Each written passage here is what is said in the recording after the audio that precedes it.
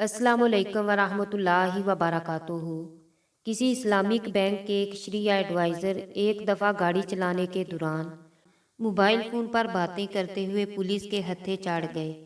Police वाले ने पूछा, चालान करूं या 500 चाय पानी का खर्चा देंगे? मुफ्ती साहिब ने पुलिस वाले को बोला कि जुर्माने की ज़रूरत नहीं है और रिश्वत लेने और देने वाले दोनों जहन्नमी होते हैं, मगर मैं इसका एक इस्लामी हल निकाल सकता हूँ। पुलिस वाला हैरत से खड़ा मुंह तकता रहा। मुफ्ती साहब ने अपनी घड़ी की तरफ इशारा करते हुए कहा कि मैं तुम्हें 500 में बेचता हूँ, बोलो कबूल है?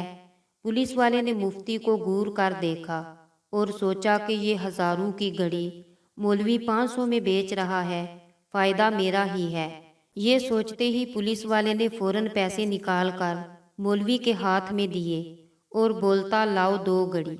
मुफ्ती साहिब मुस्कुरा कर बोले कि सब्र करो, अभी इस्लामी ट्रांजैक्शन मुकम्मल नहीं हुई। इस ट्रांजैक्शन में घड़ी के मालिक अब तुम हो, लेकिन इस्तेमाल कुंदा मैं ही हूँ। पुलिस वाले का मुंह खुला रह गया।